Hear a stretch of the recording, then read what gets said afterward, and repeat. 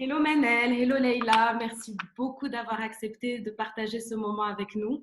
On a été très touchés et reconnaissantes d'accepter aujourd'hui, en ce jour spécial qui est le 8 mars, de partager cette discussion autour d'un sujet qui nous est tous un peu cher, la femme et surtout son rôle dans la société marocaine.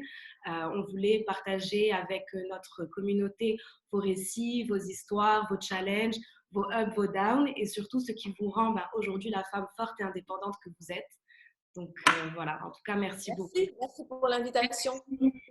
Franchement, je suis sûre qu'on est toutes autant contentes de faire ce live avec vous et ça nous fait plaisir de nous associer à des femmes aussi fortes et indépendantes que vous. Moi aussi. Oui, merci, merci. C'est vrai que c'est une journée spéciale le 8 mars, même si moi souvent je dis ça m'énerve parce que c'est pas le 8 mars qu'on doit parler des femmes et se battre pour l'égalité, c'est toute l'année. Maintenant, c'est quand même bien qu'il y ait une piqûre de rappel, on va pas non plus cracher dans la soupe, c'est bien qu'il y ait une piqûre de rappel pour tout le monde. Et quand même, je tiens à dire que vous êtes toutes belles, surtout Manel, franchement. Ah, merci. Non, mais moi j'ai honte parce que voilà, je n'ai pas eu le temps de me préparer, d'être belle. Manel, on est belle au naturel. Non, oui, belle au naturel, mais quand même, il faut dire aussi, on est un peu plus belle lorsqu'on est arrangée aussi. Et c'est pas ne pas être féministe que de le dire. Moi, je trouve que quand je suis arrangée et maquillée, je me dis waouh, Leïla, t'es trop belle. Sauf qu'en réalité, on n'a pas le temps. Là, je vois Manel, trop belle. Tu sais à qui tu me fais penser? Et en plus, non, Dieu sait que je l'aime beaucoup. Tu me fais penser à Jennifer Lopez. Aïe, aïe, aïe. Papa, la classe. Magnifique. Vélo, attention, c'est vrai. La compte arrive. J'adore Manel, c'est vrai. Ça me touche beaucoup. Le meilleur des merci. Je peux vous faire un tuto sur mon make-up d'aujourd'hui? J'aimerais grave, j'aimerais bien glower autant, vraiment. Un petit cours. Tu m'as dit que tu avais fait ça en 5 minutes en plus. Ouais, parce que je suis habituée avec tous les déplacements de maquiller rapidement, donc ça y est, je connais tous les petits secrets. Mais en plus, fais attention, c'est toi qui te maquilles sur tous tes clips aussi. Ouais, c'est vrai. Sur tous les projets aussi, je tiens vraiment à le faire toute seule. Ben, c'est génial, je trouve ça top, vraiment. Il faut m'apprendre. Moi, je suis nulle. C'est facile. D'ailleurs, pour la petite anecdote. Hein? Bien sûr, vas-y Leïla, vas-y. Pour la petite anecdote, la dernière fois, j'ai mis un petit peu de noir sous les yeux. Mon fils qui a 4 ans, il me regarde, il me dit « Maman, tu as quelque chose de noir sous les yeux ». Et je lui dis « C'est joli ». Il me dit « Je ne sais pas ». Il a 4 ans. Pas habitué. Non, voilà. Donc voilà, on a parlé de make-up. Voilà. On commencera par… Voilà, est-ce qu'on peut vous demander que chacune dise quelques mots sur son parcours, même si je pense que notre communauté vous connaît déjà, mais si on pouvait avoir quelques mots, chacune qui puisse parler de son parcours et de son aventure professionnelle. Je laisse l'honneur à Leïla. Ok, d'accord. Mais moi, donc, je suis très fière qu'on dise de moi que je suis la première Marocaine à avoir fait le tour du monde en solitaire et à inspirer d'autres à le faire. Parce que j'ai commencé à voyager seule, j'avais 15 ans et c'est devenu mon métier. Et aujourd'hui, je suis animatrice de télévision, reporter, photographe, conférencière. Et c'est vrai que parmi… ce qui me touche le plus aujourd'hui dans ce que je fais, c'est de contribuer à inspirer les autres. Pas inspirer les autres à voyager ou à faire comme moi, parce que je pense que chacun a son école, mais inspirer les autres à entreprendre, à se développer, à se réaliser, à sortir de sa zone de confort. Et c'est en ça que mon métier aujourd'hui vraiment me motive, parce que je reçois tous les jours des témoignages de personnes qui me disent « Tu m'as inspirée, tu me donnes envie de croire, tu me donnes la force de croire ».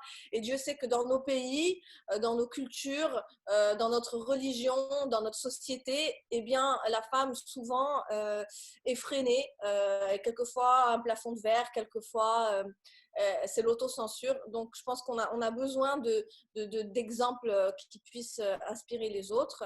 Et donc, moi, aujourd'hui, ça fait partie de ce que je fais, de mon activité, d'aller à la rencontre des jeunes dans les universités, dans les écoles pour les inspirer, de donner des conférences. Je collabore avec les Nations Unies, avec le Parlement européen.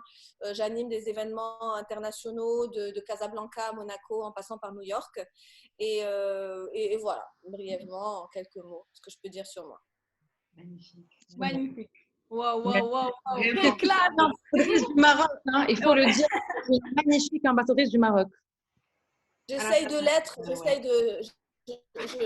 j'essaye d'être une.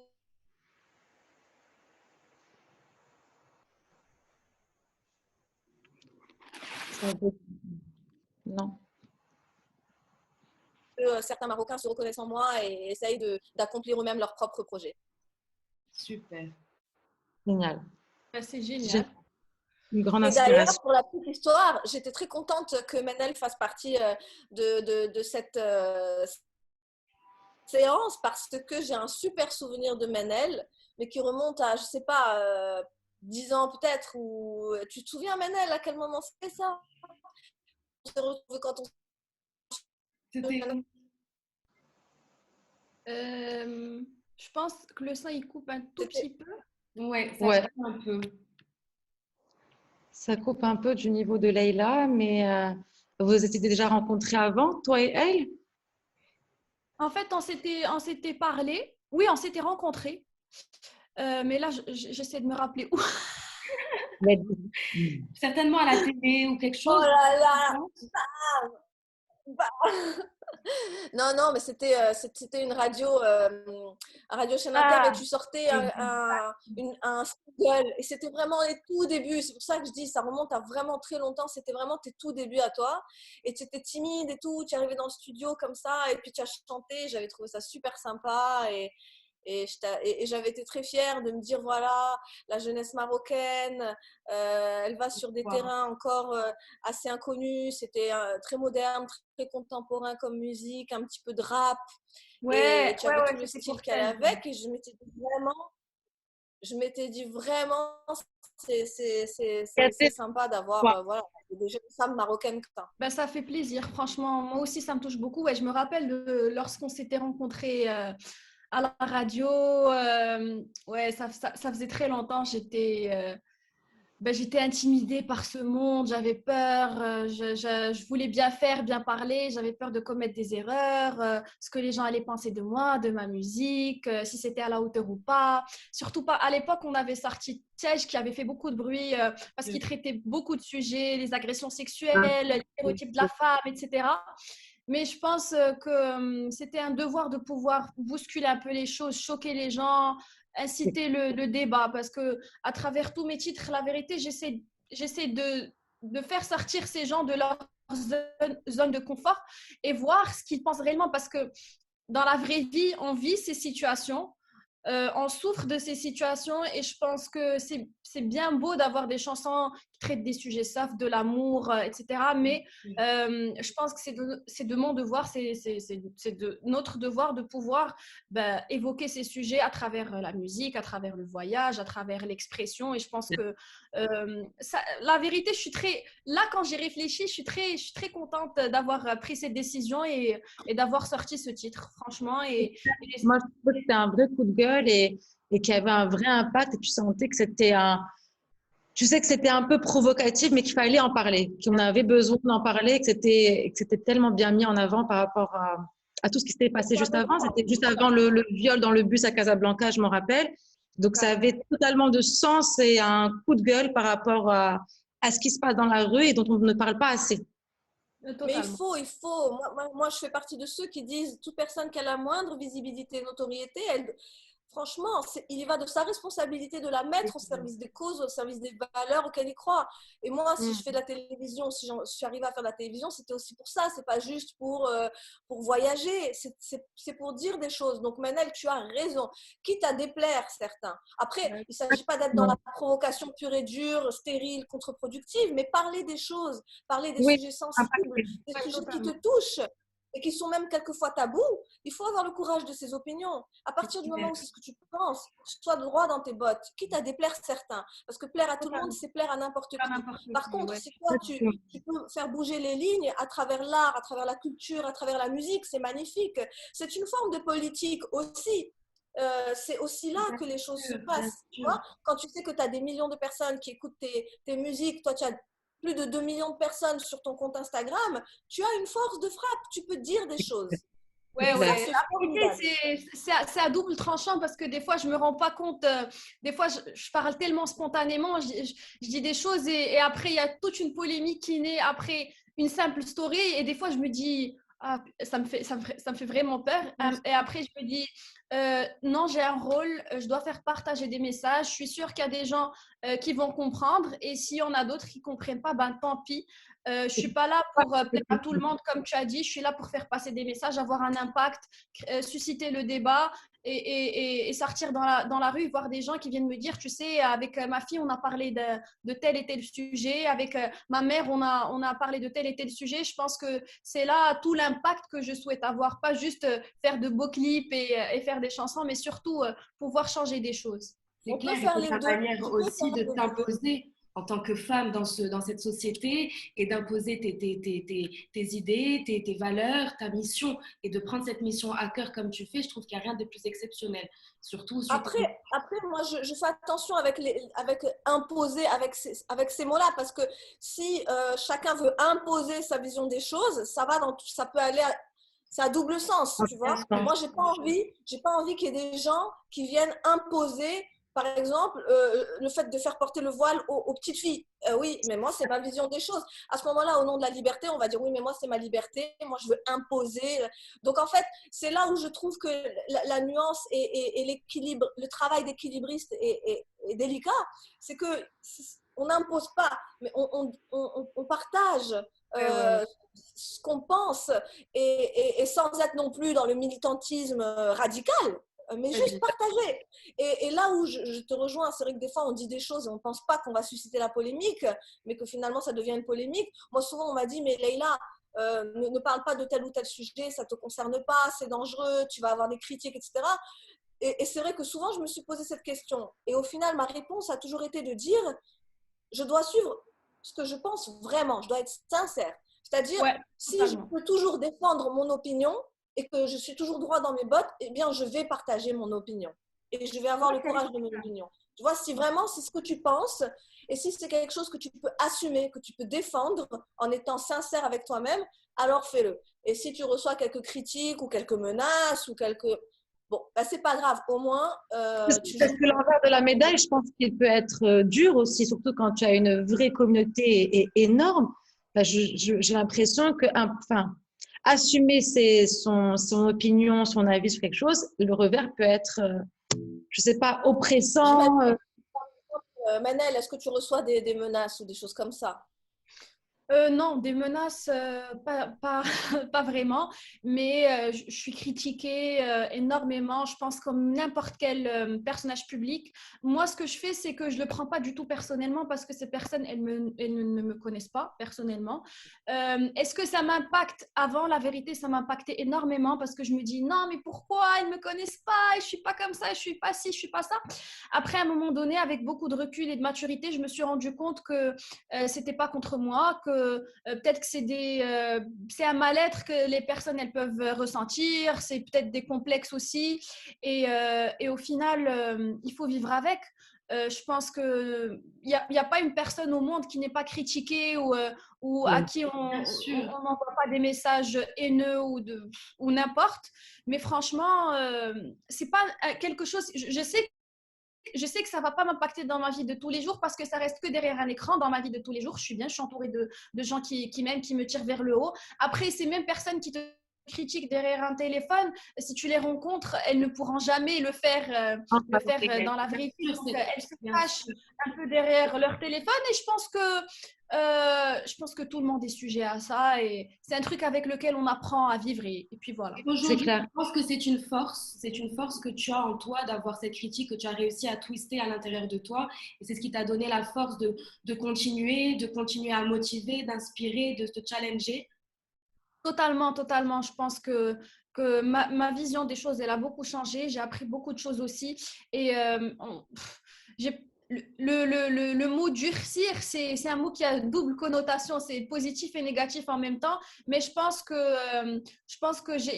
grâce à ces critiques, j'ai juste voulu prouver que je peux être meilleure, je peux faire de meilleures choses et je peux donner plus à ma communauté. Et je pense que même si on parle de critiques, ça reste une toute petite minorité comparée à tout l'amour qu'on reçoit, comparée à toutes les magnifiques personnes qu'on rencontre. Donc, c'est une petite minorité et c'est pas grave. Oui. Et puis, de toute Mais façon, là, je pense que même Mère Teresa était critiquée. Donc, à un moment, Évidemment. on est tous critiqués parce qu'on ne peut pas faire l'unanimité, c'est pas possible. Donc, bon, c'est pas un problème. Tu ne m'aimes pas, c'est pas un problème. Il ne faut pas non plus chercher à ce que tout le monde t'aime, c'est pas possible. Par contre, c'est vrai qu'il y a une chose aussi, c'est que souvent, parce qu'on parle des réseaux sociaux, on est dans une ère digitale, souvent, ce sont les méchants qui sont le plus visibles. C'est-à-dire que les haters, les gens qui vont dire ce que tu fais, ils écrivent publiquement, ils forward, et tu te dis, mais ils n'ont rien d'autre à faire dans leur vie, tu sais, ils sont là, ils t'envoient des messages, etc. Et les messages d'amour, de soutien, souvent ils sont c'est ça. privés. Alors, du coup, alors que tu en as 1 million de messages d'amour et tu as 10 critiques horribles et tu ne verras que la critique horrible parce qu'elle est là avec des mots vulgaires, etc. Et tu as envie de dire des fois, la majorité ne soit pas silencieuse, la majorité soit visible. Et ça, c'est un sujet qu'on peut associer à plein d'autres thèmes de notre société. Souvent, la majorité est silencieuse et il y a une petite minorité agissante qui est vraiment minoritaire, mais qui est tellement présente et visible que tu vois qu'il y a beaucoup de monde. Elle fait du bruit, voilà. Donc, moi, j'aimerais bien des fois que la majorité fasse un peu plus de bruit, montre sa solidarité quand il faut, montre son opinion quand il faut. Ça coûte rien, mais ça remet un petit peu les choses en perspective. Et je ne parle pas de nous, des personnalités publiques, je parle même des sujets et des débats publics en général. Ce sont souvent les extrêmes et les extrémistes qui s'expriment. Et les autres, ils disent, bon, c'est pas grave, je suis pas d'accord, etc. Et à un moment, il faut aussi s'exprimer, même quand on est dans la majorité, c'est nécessaire. Oui, je suis clair. d'accord. On a besoin à tout niveau, que ce soit nous en tant que marque naissante, mais aussi vous en tant que personne publique. On a souvent aussi besoin de voir l'autre côté, les gens qui soutiennent et qui assument d'encourager, de soutenir. Parce que c'est quand même dommage de ne pas le sentir passer.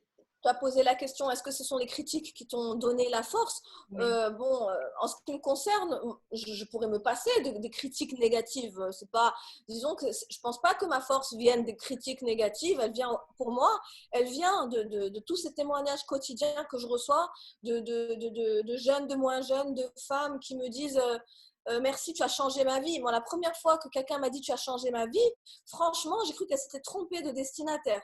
Je dis mais non, enfin, je ne suis pas ni médecin, ni quoi. Elle me dit, mais non, en fait, tu ne te rends pas compte parce que moi, depuis que je suis enfant, alors déjà, quand on me dit depuis que je suis enfant, je te suis, tout d'un coup, je me dis, Nelly, je suis vieille.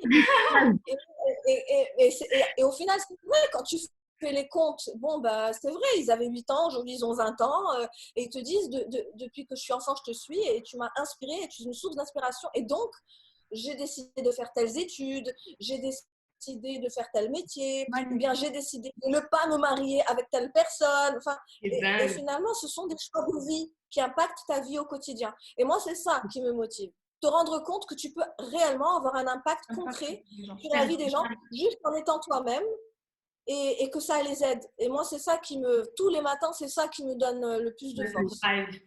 C'est ton drive. C'est là où et que tu as envie d'en une vraie transmission de messages d'espoir et montrer que c'est possible. En tout cas, moi, je pense que tu as été un vrai exemple de femme libérée, assumée, à voyager le monde, à rencontrer des cultures, à aller tu vois, à la rencontre d'habitants jeunes et vieux. Et moi, tu m'as donné une vraie force d'aujourd'hui, la femme marocaine moderne qui voyage le monde. Ça a donné tellement d'espoir aux autres. Je trouve ça très, très fort.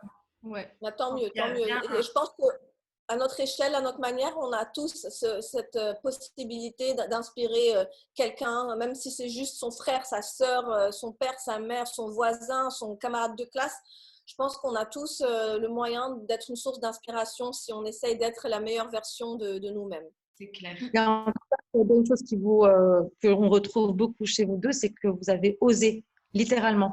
Vous avez osé et vous avez suivi un chemin qui est un peu hors norme et surtout, vous l'avez assumé, vous l'avez amplifié au maximum. Et donc aujourd'hui, j'imagine qu'il y a tellement de générations et de femmes qui se disent si elles l'ont fait, on peut le faire aussi. Et nous, on le retrouve beaucoup dans l'entrepreneuriat. Alors nous, avec la réussite de Zine, on a ressenti que ça a aussi inspiré beaucoup de personnes à juste essayer l'expérience entrepreneuriale et lancer un produit made in Morocco. Et donc, c'était aussi une grande, grande fierté pour nous de sentir qu'on a un peu amplifié ce mouvement du made in Morocco et que ça pouvait être possible de l'exporter et d'avoir aussi de la consistance dedans. C'est quelque chose qui nous manquait aussi au Maroc comme exemple. Bravo. Tu sais, Zineb, quand tu parles, je me vois en toi parce qu'on s'est beaucoup inspiré de la success story de Zine et on s'est dit, mais waouh, ce que ça fait plaisir de voir une marque marocaine s'exporter à l'international, de voir des médias internationaux parler de la marque, de voir la qualité derrière, le travail, etc. Et ça fait énormément plaisir, ça encourage. Vous ne pouvez même pas imaginer combien de personnes vous avez encouragées dans nous. Même nous, quand on a voulu se lancer dans l'entrepreneuriat, on s'est dit, OK, déjà, il faut voir les marques marocaines, comment ils ont fait, parce que tout le monde fait du benchmark, etc. Et tout le monde s'inspire des success stories, etc. Et franchement, moi, je suis très fière de vous, surtout que vous soyez deux femmes jeunes, libres, cherchant cette indépendance. Et je pense que c'est des choses que n'importe quelle femme ou n'importe quel être humain recherche, c'est surtout cette indépendance financière. On a vu qu'à travers le Covid, il n'y avait pas réellement de liberté ou d'indépendance et toute la donne a changé. Et je pense qu'il faut vraiment encourager les jeunes à être entrepreneurs parce que nous, personnellement, on a tout lâché, que ce soit mon mari, il a quitté son travail, que ce soit moi-même, j'ai laissé à côté pas mal de choses pour pouvoir vivre notre rêve, pour pouvoir prendre des risques parce que la majorité des gens, ils ont cette zone de confort et ils ne veulent plus sortir de cette sécurité, que ce soit un salaire, que ce soit un diplôme, que ce soit une relation, n'importe. Et je pense qu'il faut... ouais, exactement. Et je pense qu'il faut vraiment prendre des risques dans la vie. Il faut se dire, viens, j'essaye, viens, je tente. Si j'échoue, c'est pas grave. Parce que je pense que la majorité des gens, ils ont peur de l'échec. Ils ont peur de recommencer à zéro. Et ils ont peur surtout du regard de la société. Aujourd'hui, je pense qu'on Ah a ouais. ce gros problème d'avoir peur du regard de la société, de qu'est-ce que le voisin va dire sur moi. Est-ce qu'il va accepter mon choix? Alors qu'au final, c'est un choix personnel. Ouais. Et d'ailleurs, on y revient. Comment on y revient à ça, à cette société. Et je comprends que l'échec soit plus facile à vivre aux États-Unis qu'au Maroc. Ah ouais. Je veux dire, aux États-Unis, on te dit, you failed, good job, it's a try. C'est vrai. Voilà. Ici, au Maroc, c'est il a pas réussi, c'est un nul, il ne faut pas lui faire confiance. Donc, je comprends qu'on ait peur de se lancer et qu'on ait peur de l'échec. Et c'est tout ce paradigme qu'il faut changer, notamment à travers, des témoignages comme les vôtres, d'entrepreneurs. Je veux dire, c'est vrai que si on ne sort pas de sa zone de confort et si on ne prend pas des risques, on ne peut pas espérer atteindre ses objectifs. C'est pas possible. Donc, c'est vrai, c'est bien d'avoir des témoignages comme vous. Et puis aussi, c'est vrai que nous, au Maroc, on a la culture du fonctionnaire, on a la culture de l'emploi stable, on a la culture de Mabrit Nkhdem. Je veux juste avoir ma sécurité, je veux avoir ma carte de visite qui dit Moudir. Et au final, on n'a pas du tout inculqué aux jeunes cette envie d'entreprendre, cette envie d'exceller, cette envie d'innover, cette envie de créer. Et ça, c'est dommage. Et c'est pour ça que vraiment, c'est des messages qu'il faut adresser à la jeunesse. C'est aussi pour ça que je vais beaucoup à la rencontre des jeunes dans les écoles, dans les universités. Ça fait partie des messages que j'essaye de leur transmettre. Parce qu'aujourd'hui, on dit entrepreneuriat, bon, les jeunes. Mais il y a des associations qui font un super boulot, notamment Enactus, ils sont hyper présents au Maroc. Mais ça reste flou. Alors que l'entrepreneuriat, c'est ça, c'est entreprendre. C'est pas forcément la grande société successful comme la vôtre qui va s'exporter à l'international. C'est aussi, j'entreprends d'écrire mon livre, j'entreprends de créer telle activité, j'entreprends. Et puis, on peut commencer petit et puis se développer. Et aussi, un des conseils que je donne souvent, c'est qu'il ne faut pas attendre que toutes les étoiles soient alignées. Il ne faut pas attendre le moment parfait. Parce que le moment parfait n'existe pas. Il n'y a pas de moment parfait. Mais il faut commencer, parce que c'est en commençant qu'on commence à avoir les réponses, qu'on commence à avoir les bonnes questions, qu'on commence à rencontrer les bonnes personnes, qu'on commence à avoir le bon réseau, qu'on commence à avoir le bouche à oreille, qu'on commence à se développer. C'est que le premier pas, qui est le plus difficile à faire, c'est ça qui va tout enclencher. Mais c'est le plus challengeant. C'est le plus challengeant. Ce premier pas, c'est celui qui te propulse et tu t'allies à certaines personnes et tu fonces. En fait, ce pas qui se passe ou pas, déjà que tu es dans la démarche de prendre le risque de faire autre chose qui sort de ta zone de confort, quelque chose va se passer. Évidemment.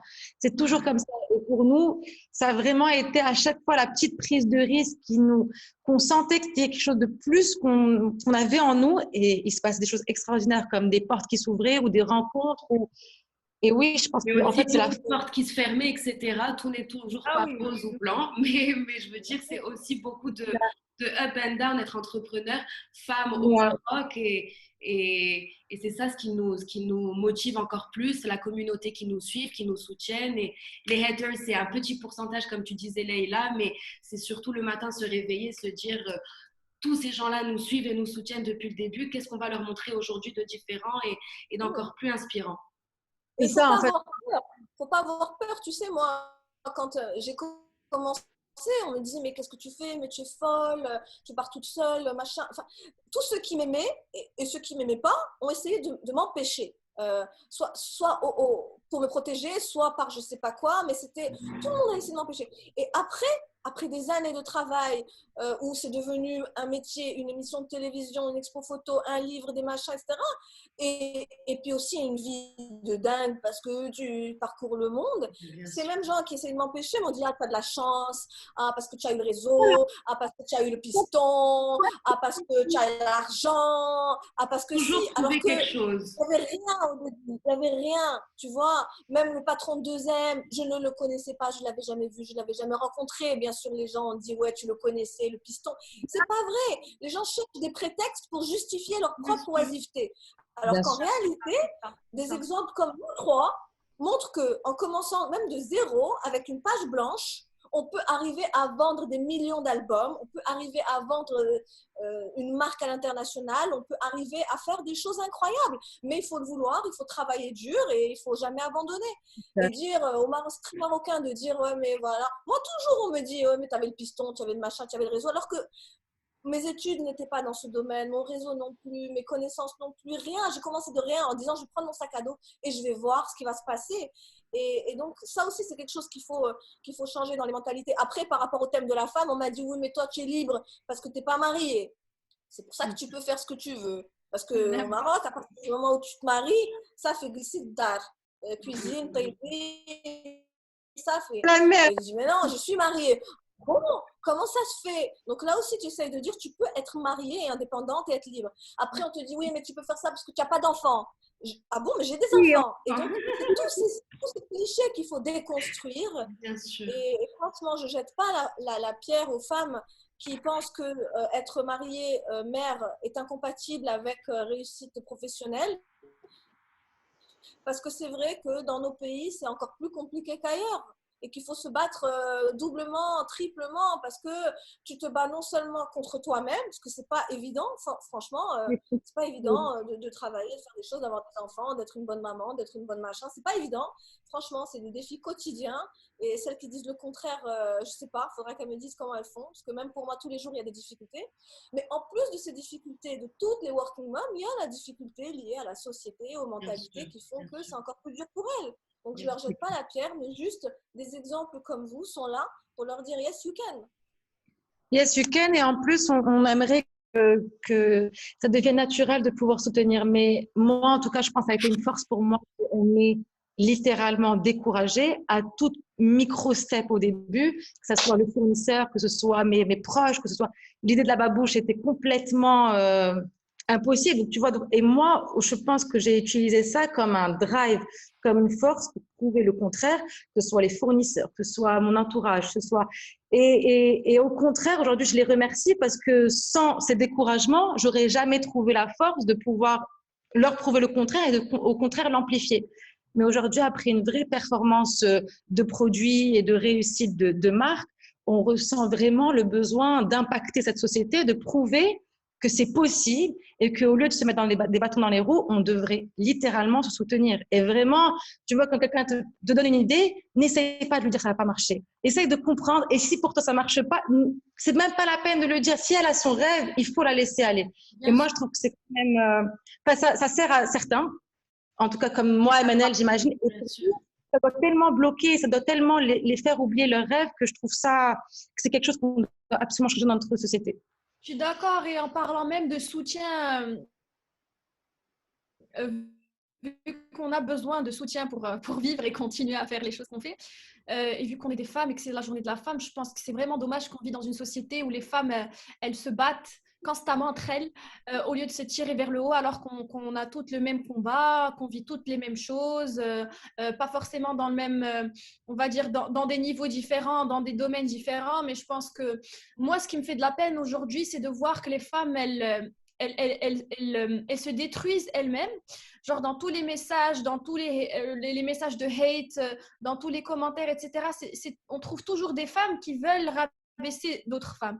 Et ça, c'est vraiment, je trouve que c'est vraiment ce qui manque pour qu'on puisse avancer et s'aider, parce qu'on a toutes des compétences, on a toute une intelligence, et comme Leïla l'a dit, on est des superwomen. La femme, elle fait tout, elle travaille dehors, elle est à la maison, elle peut donner de la vie, et c'est une femme, c'est une maman, elle fait tout. Elle peut tout faire et le faire d'une manière extraordinaire. Et au final, c'est une autre femme qui est comme toi, qui vient qui essaie de te faire du mal, ou de te tirer vers le bas, ou de te causer des problèmes, etc. Et je pense que, je ne sais pas si c'est une question d'éducation ou c'est une question de société, mais je pense qu'il vaudrait réellement qu'on trouve une solution pour ça. Ou c'est un manque de confiance, ou là, je sais pas ce qui se passe, mais je pense que si on arrive ne serait-ce qu'à changer ça, je pense qu'on peut faire des choses extraordinaires. Ouais, c'est vrai, tu as raison. Et ça, je pense que c'est quelque chose qui ne concerne pas seulement que les femmes, mais aussi, moi j'ai remarqué, j'ai beaucoup d'amis hommes qui me disent la même chose. Ils me disent au Maroc, alors est-ce que c'est marocain, est-ce que c'est maghrébin, est-ce que c'est africain, est-ce que c'est, je sais pas, est-ce que c'est culturel méditerranéen, je sais pas. Mais souvent, les gens, par exemple, quand il y a une bonne idée ou un bon projet, au lieu de vouloir s'y associer ou l'aider, ils vont réfléchir à comment mettre des bâtons dans les roues. Donc, je pense que c'est pas que féminin, mais c'est aussi quelque chose d'ambiant, où il n'y a pas la culture de l'entraide, il n'y a pas la culture de je te tire vers le haut, il y a plus la culture de la jalousie, de l'hagra, de mauvais œil, et je ne sais pas à quoi c'est dû non plus. Je pense que c'est culturel, je pense que c'est d'éducation, je pense que c'est des frustrations aussi, tu vois. Je pense que quand toi, tu n'arrives pas à faire tes choses, ben là, plutôt que de voir les autres réussir, tu as envie que les autres soient un petit peu tous comme toi, peut-être.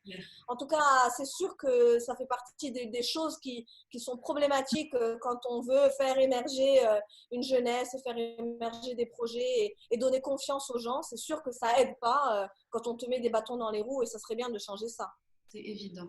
Aujourd'hui, il y a des femmes qui nous écoutent et qui vous écoutent, et si on pouvait avoir quelques conseils à leur donner pour faire face à toutes ces difficultés de société, de gens qui veulent mettre les bâtons dans les roues, quels seront les conseils que vous pouvez leur donner pour qu'elles puissent juste continuer à croire en leurs rêves et vivre comme elles le souhaitent? Je vais prendre la parole. Je pense que la première des choses, c'est de croire en soi. Ça, c'est hyper important. Même si notre entourage ne nous comprend pas ou ils ont peur pour nous, parce que des fois, comme a dit Leïla, c'est des gens qui t'aiment aussi, qui veulent que tu ne fasses pas des choses, mais c'est juste par peur et par amour, parce qu'ils ont peur que tu te casses la gueule, que tu commets des erreurs, mais c'est pas grave. C'est à travers l'erreur qu'on rebondit, c'est un rebondissement, c'est un tremplin pour faire des choses meilleures. Donc, c'est croire en soi, s'entourer de personnes positives, toujours. Toutes les personnes négatives, il faut les oublier, il faut les fuir comme la peste. Plus de négativité, important de s'entourer des gens positifs et de travailler dur parce que les gens, ils ont l'habitude de voir quelqu'un qui a réussi, mais ils ne savent pas tout le travail derrière, tous les sacrifices, tous les problèmes ups and downs. Et voilà, juste avoir une énergie positive autour de nous, croire en Dieu et voilà, je pense. Ça, c'est mes conseils Moi, je trouve que pour les gens qui veulent. Manal a donné toutes les trois, en fait. Tout au long de cette heure, il y a eu pas mal de choses qui ont été données. Alors, je ne sais pas si on peut parler de moi. Ce que je dirais, c'est bien sûr avoir confiance en soi, mais aussi ne pas craindre le quand dira-t-on. Parce que les gens, toujours, ils vont parler. Ne pas craindre la critique, parce que quoi que tu fasses, tu seras toujours critique. Essaye de te connaître toi-même pour savoir ce que tu veux, ce que tu es, ce que tu peux faire, ce que tu sais faire dans la vie. Parce qu'il ne s'agit pas non plus de se lancer dans n'importe quelle aventure et de dire, moi, je veux dire, si toutes les filles veulent être chanteuses, on ne va pas avoir 1 million de chanteuses. Tu vois, il faut, quel est ton talent, quelle est ta compétence, quelle est ta mission? Je pense qu'on a tous un rôle à jouer sur Terre, vraiment. Donc, il y a un travail d'introspection. Pose-toi la question, qu'est-ce que je veux faire? Et une fois que tu sais, à partir de ce jour-là, tout ce que tu fais doit aller dans ce sens. Toutes les décisions, tu travailles. C'est exactement ça. Tu travailles, tu n'as pas peur de l'échec, tu n'as pas peur du candidat. Like, never give up, believe in yourself et surtout n'aie peur des autres. Mais encore une fois, il ne faut pas qu'on dise n'importe quelle passion, n'importe quel rêve. Il faut que ce soit réel, sincère et légitime. Vraiment. Parce qu'aujourd'hui, on regarde voilà, la télé, les télé-réalités, les machins, on entreprend, on croit que ce qu'on veut faire c'est ça, alors qu'en réalité ça c'est juste c'est fun, non, C'est ça. introspection, et c'est ça le plus long des voyages, c'est ça, c'est aller voyager au fond de notre cœur pour savoir qui on est et ce qu'on doit faire cette vie. La vie est courte, elle est trop courte pour être petite, donc ne perdons pas trop de temps à avoir peur d'avancer, parce qu'au final celui qui va regretter à la fin c'est nous. Et d'ailleurs, aujourd'hui, je porte ce t-shirt parce que je suis sûre que tu en es une. Wonder Woman. On en est toutes capables, on est toutes des Wonder Woman au fond de nous. Tu me donnes de l'espoir en tout cas pour nous. C'est top et vous inspirez tout le monde. Donc, pas encore là. Non, c'est juste qu'on a demandé à la communauté de vous poser des questions et on a essayé de les condenser et en ressortir celles qui, pour nous inspiraient le plus. Donc, on commencera par toi, Manel. OK.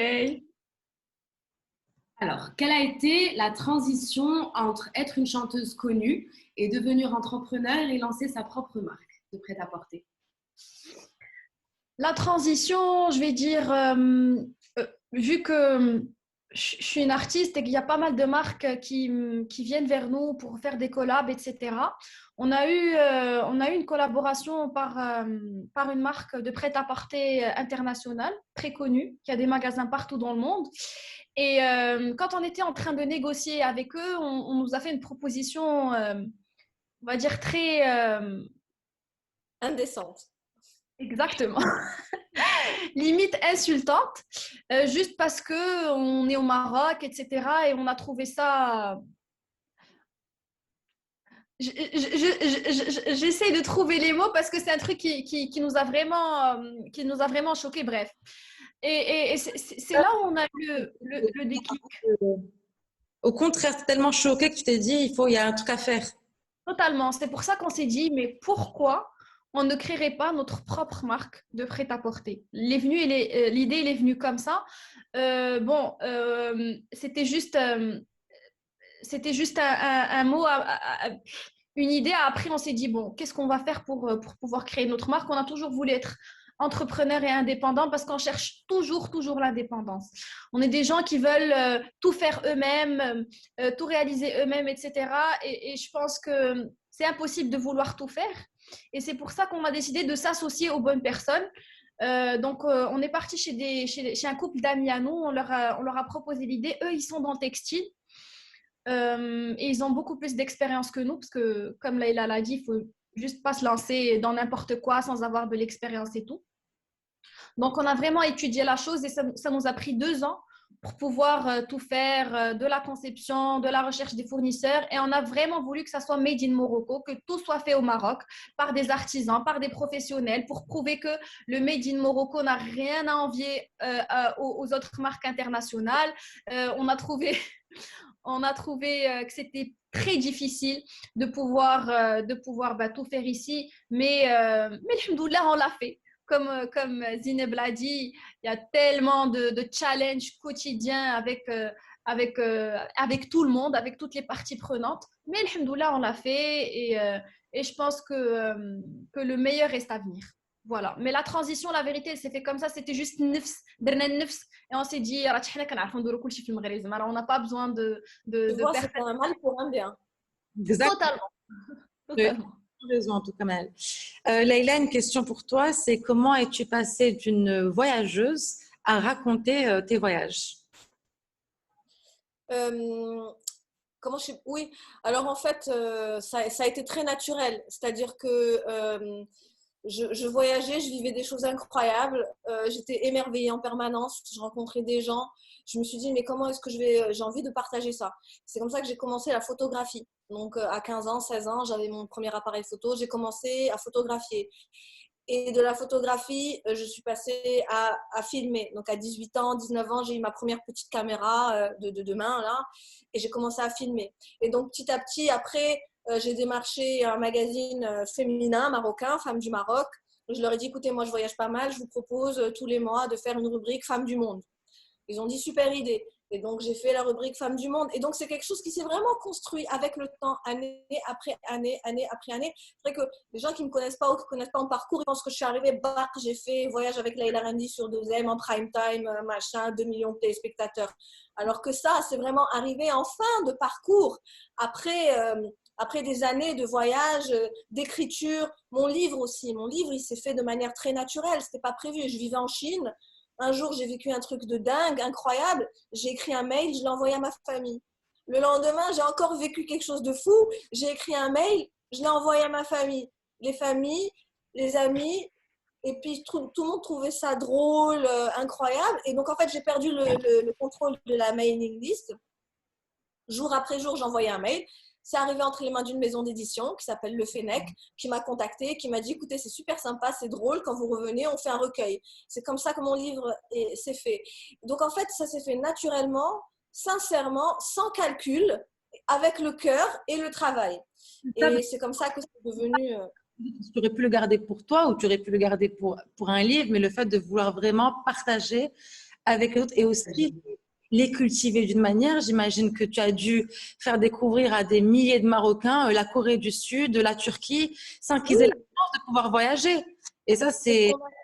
C'est ce qu'on m'a dit beaucoup. Et même, on m'a dit que beaucoup de vocations de voyageurs étaient nées après avoir... Ça a donné envie à un certain nombre de personnes de voyager, une communauté de voyageurs, une communauté de voyageuses maintenant Ça m'a donné envie au de... Maroc. Et j'en suis très, très contente. Mais si tu veux, je crois que le switch le plus dur n'a pas été de passer de voyager à raconter les voyages, parce que pour moi, ça a toujours été lié. Tout de suite, j'ai eu envie de raconter. Alors, l'audience a grandi, et c'est vrai qu'au début, c'était ma famille, et puis après, c'est devenu... voilà. Mais le switch le plus difficile a été de passer à venir tout tracer. Je travaillais dans une institution, dans les relations internationales, à la chambre de commerce, après avoir été diplômée de Sciences Po. J'avais mon salaire, j'avais ma sécurité, j'avais mon truc. Je me jette à l'aventure, je ne sais pas si je vais pouvoir en vivre, je ne sais pas de quoi demain sera fait, j'abandonne un avenir tout tracé, le confort psychologique et matériel d'un cocon social et d'un job, l'aventure, on verra. Ça a été ça le switch le plus difficile. Mais il n'y a pas un jour de ma vie où je regrette d'avoir fait ce choix. Aujourd'hui, je suis entrepreneur, je travaille à mon compte et je travaille dans quelque chose qui me plaît et qui a du sens pour moi, donc c'est formidable. Magnifique. Ouais. Il y avait une question pour toi, Manel. Aurais-tu des conseils à donner pour des gens qui souhaitent travailler en duo, mais tu as répondu un peu dans les parties d'avant. Mais moi, je vais rebondir sur une autre question pour vous deux. Si aujourd'hui, vous devez vous imaginer un métier qui n'existerait pas ou qui paraîtrait impossible dans 10 ans pour la femme marocaine, ça serait quoi? Je pense que la femme, elle a fait tous les métiers possibles jusqu'à présent, non? Imagine si tu devais voir une femme demain en train de conduire un bus au Maroc.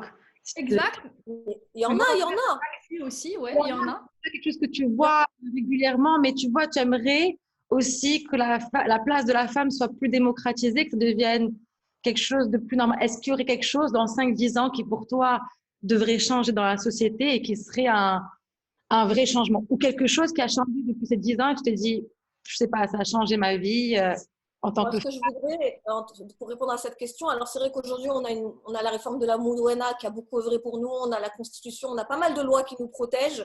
Le problème, c'est pas vraiment les lois, même si certaines doivent encore être changées, on est d'accord, c'est surtout les mentalités. Parce que des fois, il y a des lois, mais elles ne sont pas appliquées, puisque les mentalités, elles ne sont pas encore là. Donc moi, je pense que les femmes, il y a des femmes juges, il y a des femmes pilotes de ligne, il y a des femmes dans tous les sphères et tous les secteurs d'activité. Ce que j'aimerais, c'est qu'il y ait plus de femmes dans les postes à haute responsabilité, dans les postes de décideurs, que ce soit dans la politique. Par exemple, en politique, j'aimerais que les ministres femmes ne soient pas que la ministre de l'artisanat ou la ministre de la femme. J'aimerais qu'il y ait une ministre de l'Intérieur. J'aimerais qu'il y ait voilà, Premier ministre femme. J'aimerais qu'il y ait les gens qui vraiment sont des leaders d'opinion, qui sont suivis.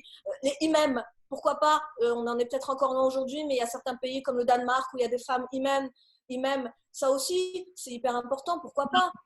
Les femmes vont à la mosquée, les femmes sont croyantes, les femmes vont... Pourquoi est-ce qu'elles ne pourraient pas être dirigées par des femmes aussi?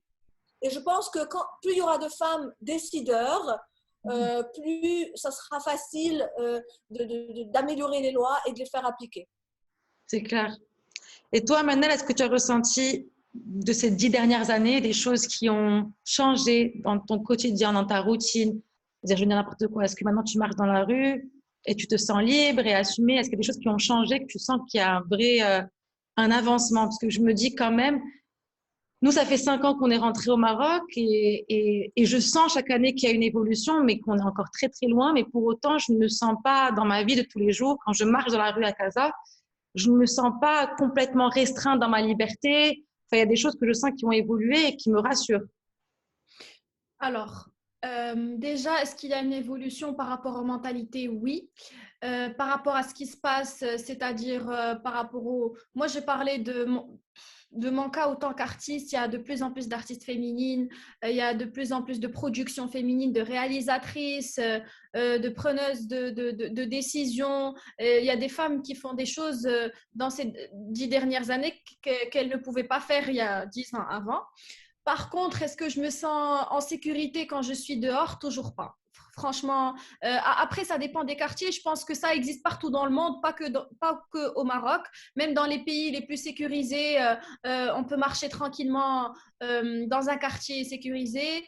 Et des fois, on a peur de marcher seul. Après, je ressens toujours qu'il y a un peu d'agression verbale ou sexuelle, ne serait-ce que si je passe toute seule, s'il n'y a pas mon mec avec moi, il y aura sûrement un mec qui va venir vouloir me parler ou me draguer, etc. Mais après, c'est pour ça que j'ai pas envie de dire que les choses ne changent pas au Maroc, mais je pense que les choses ont très bien évolué. La femme, je pense qu'elle se sent de plus en plus libre, qu'elle est de plus en plus libre, qu'elle fait de plus en plus de choix qu'elle veut. C'est-à-dire que avant, je pense que nos grands-parents, pour nos grands-mères, c'était impossible de travailler, par exemple. Elles étaient à la maison pour pouvoir éduquer les enfants, etc. Aujourd'hui, quand je vois ma mère, qui est une femme extraordinaire et qui m'a éduquée à être féministe sans même le savoir. Ma maman, c'est une très grande féministe sans même le savoir. C'est toujours une femme qui m'a poussée à travailler dur, à penser à moi-même, à devenir une meilleure version de moi-même. Pourquoi? Parce que on a vécu avec un papa qui voyageait beaucoup, donc la vérité, c'était que ma maman qui prenait les décisions à la maison et tout. Et après la mort de mon papa, c'était ma maman qui devait jouer et le rôle et du papa et de la maman. Donc pour moi, les femmes aujourd'hui sont tellement fortes, elles peuvent éduquer, elles peuvent donner de l'amour, elles peuvent... je pense qu'elles se sentent bien dans cette société. Après, bien sûr, il y a beaucoup de choses... il y a beaucoup de choses... Ouais, il y a beaucoup de choses que j'aimerais changer, que j'aimerais vraiment vivre dans une société où je me sens à 100% à l'aise. Mais la vérité... Je te rejoins dans la rue, c'est vrai. on peut pas dire que l'évolution est mauvaise parce que quand même de nombreux chantiers ont été menés. Il y a beaucoup d'évolutions. Il y a beaucoup plus de femmes qui travaillent, il y a beaucoup plus de femmes à l'université, il y a beaucoup plus de femmes qui accèdent aux postes à responsabilité, etc., etc. Tout ça, c'est bien. Mais pour autant, moi, des fois, j'ai l'impression qu'on régresse aussi sur certains sujets. Moi, quand j'ai ma grand-mère, justement, qui me raconte comment elle était habillée, ma mère me montre une photo, bikini, sans problème. courtes, les concours les de maillots, Miss Tahiti, etc. C'était pas un tabou parce que tout le monde était décontracté. Ça ne dépasse personne. Toi, par exemple, moi, ma grand-mère, croyante, elle a construit des mosquées, première sage-femme du Maroc, elle portait des jupes courtes, elle conduisait sa voiture, elle était indépendante et elle était aimée et respectée et admirée et jamais insultée.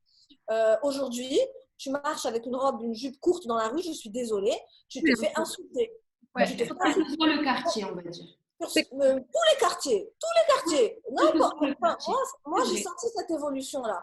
Et je me suis dit, d'un côté, les femmes, elles sont plus éduquées, elles sont machin, etc. Et les hommes aussi. D'un autre côté, il y a un certain conservatisme, une certaine religiosité. Mais c'est une forme de religiosité, parce que je ne pense pas qu'on soit plus religieux aujourd'hui qu'avant. Moi, je regarde ma grand-mère, mais c'était différent. On n'était plus décontractés sur certains sujets. Comme si aujourd'hui, on se radicalisait un petit peu, une lecture un petit peu réduite voilà, de ce qu'est l'islam, ou de ce que doit être l'islam, ou comment devraient être habillées les filles. C'est les perceptions des gens qui sont devenues folles. C'est tout le monde perçoit les choses comme il veut. Et je suis totalement d'accord avec toi. Et ça, c'est un petit peu dérangeant. On devrait être libre de s'habiller comme on veut, sans être dans la provocation ni dans un sens ni dans l'autre. Tu veux porter le voile, tu le portes. Tu veux pas le porter, tu le portes pas. Tu veux être en short, tu portes un short. Tu veux être en pantalon. Enfin, et on n'est pas du tout décontracté sur ces sujets-là. Et je trouve que c'est vraiment très sensible et ça va plutôt dans le mauvais sens de ce point de vue-là. Et alors que les femmes, elles sont plus présentes. Et ça aussi, par rapport au féminisme, je pense que c'est important d'associer les hommes. Je veux dire, le rôle du père est très important. Le rôle de la mère est très important. Et je veux dire, s'il y a des hommes qui harcèlent les femmes après, faut se demander comment est-ce que les mères et les pères les ont éduquées avant aussi. Donc, c'est vraiment un rôle, c'est adressé à la jeunesse, mais c'est aussi adressé aux parents. S'ils ont envie d'aller vers ce genre d'éducation aussi, parce qu'il faut se poser la question au Maroc, quelle est l'éducation que les gens ont envie de donner à leurs enfants? Nous, on est là, on parle de liberté, on parle d'émancipation, on parle de filles qui s'habillent comme elles veulent, qui se maquillent comme elles veulent, mais est-ce que c'est ce que la majorité veut? Je ne sais pas. Ça aussi, il faut se poser la question. C'est quoi être marocain aujourd'hui? Vers quoi on a envie d'aller? Quel est le projet qu'on a pour nous, pour notre pays, pour notre jeunesse?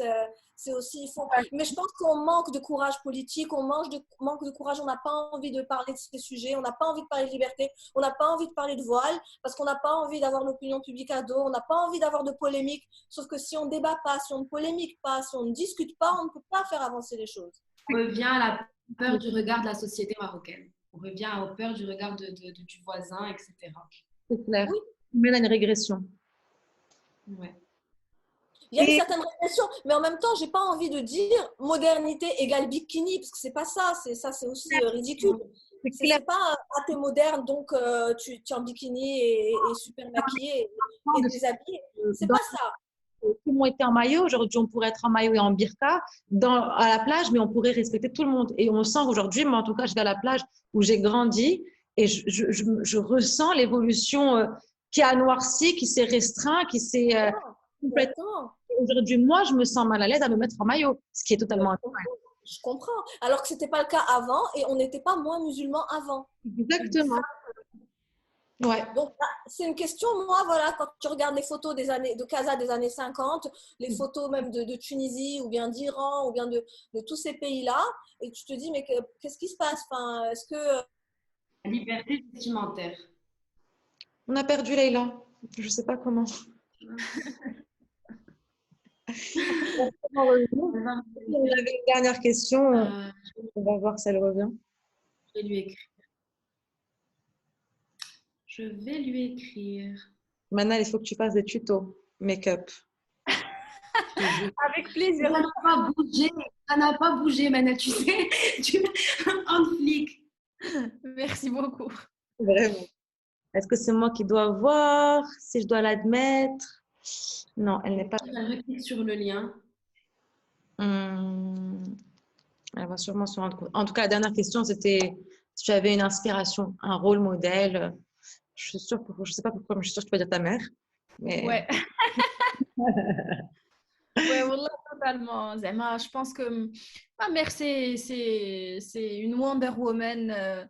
Et c'est une personne très forte, très douce en même temps, aussi douce que forte, vraiment. Hein. Ça, c'est pour moi mon rêve, c'est de pouvoir éduquer mes enfants de la même manière qu'elle nous a éduqués, parce qu'elle nous a donné tellement d'amour et elle nous a appris beaucoup de choses. Elle a été sévère quand il a fallu être sévère, elle a été douce quand il a fallu être douce et franchement, c'est une femme très forte avec un très fort caractère et je pense que j'ai hérité de son caractère. La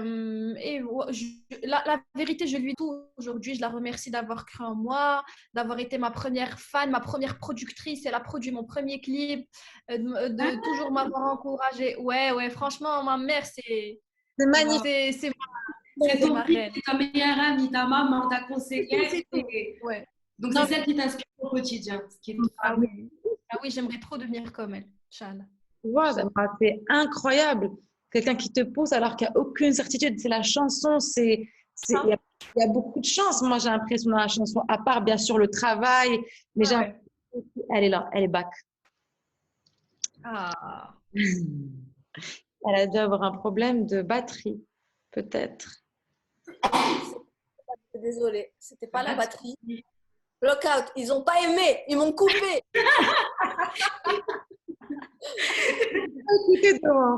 Alors, on est parti sur la dernière question qui était est-ce que vous avez une femme qui vous inspire? Donc, Manal racontait en quoi sa maman est aujourd'hui et sa meilleure amie et son rôle modèle et sa maman et son pilier, etc. Donc, toi, Leïla, est-ce que tu as une femme qui t'inspire dans ton quotidien et peut-être plusieurs?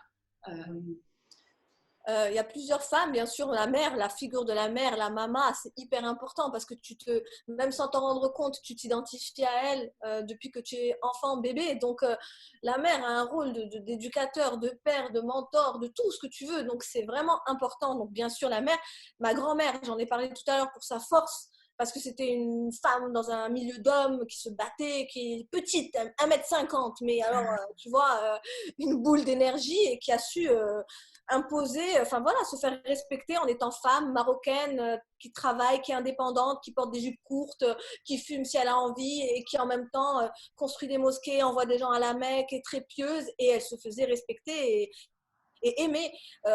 Mais après, il y a mon père a été et toujours aujourd'hui une source d'inspiration énorme parce qu'il m'a élevée dans l'idée que le fait d'être femme était accessoire. Tu es quelqu'un. Et tu peux faire de ta vie ce que tu veux, femme ou pas femme, que tu peux tout accomplir et que il m'a toujours dit aussi, tu rencontreras toujours des obstacles. La question n'est pas de savoir si tu auras des obstacles ou pas, la question est de savoir comment tu vas les dépasser. Et donc, mon père a été une grande source d'inspiration et mon mari aussi. Parce que je pense qu'aujourd'hui, les femmes, elles ont beaucoup besoin des hommes. Je veux dire, d'être soutenues, d'être encouragées, d'être poussées, d'être tirées vers le haut. Aujourd'hui, les femmes, elles sont tellement souvent tirées vers le bas par leur environnement masculin, que ce soit le père, le frère, le mari, qui ont envie que la femme soit comme ci ou comme ça. Et je pense que c'est important d'être accompagnée dans la vie par des partenaires qui nous donnent des ailes et qui nous rendent meilleurs et qui nous permettent d'être meilleurs. Et ça, c'est vraiment important. Et c'est un conseil que je donne souvent aux demoiselles. Je leur dis, on ne peut pas choisir sa famille, on ne peut pas choisir son pays, il y a plein de choses qu'on ne peut pas choisir, mais il y a une chose qu'on peut choisir, c'est son mari. Donc, choisissez le bien parce qu'un bon mari ou un mauvais mari fait que ta vie sera complètement différente. Ah, totalement. Je te rejoins à 100% et franchement, je suis d'accord avec toi et je suis très chanceuse d'avoir un mari comme Monsef parce que lui-même est féministe. C'est lui qui me pousse à me surpasser, à prendre des risques, à faire des choix. Il est très dur avec moi aussi parce que c'est mon producteur, c'est mon manager et c'est mon mari. Donc, pour trouver un équilibre entre Comment trouver la balance? Ah ouais. La vérité, Et ton mari, il n'a pas peur que tu te trompes avec ton producteur? Non, non, pas du tout. Ah, c'est le producteur aussi. Il fait tout, lui. Ça, il a trouvé la solution. Non.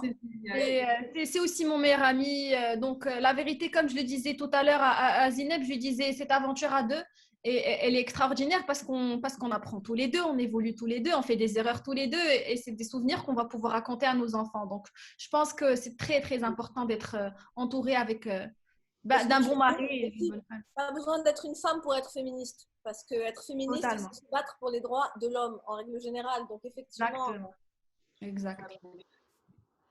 Merci beaucoup pour ces échanges tellement inspirants et enrichissants. Et en tout cas, moi, ça m'a boosté, ça m'a motivé et ça m'a donné envie de créer plus d'impact, de partager nos expériences, nos aventures, parce que je suis sûre que ça va en inspirer d'autres. Et moi, j'aurais aimé, au moment où on a entrepris, d'avoir plus d'exemples et plus de personnes qui nous donnent des conseils, parce que on a dû les trouver par nous-mêmes et un peu creuser. Et j'espère qu'il va y avoir plus de figures qui s'assument, qui sont libérés et qui s'imposent dans la société marocaine.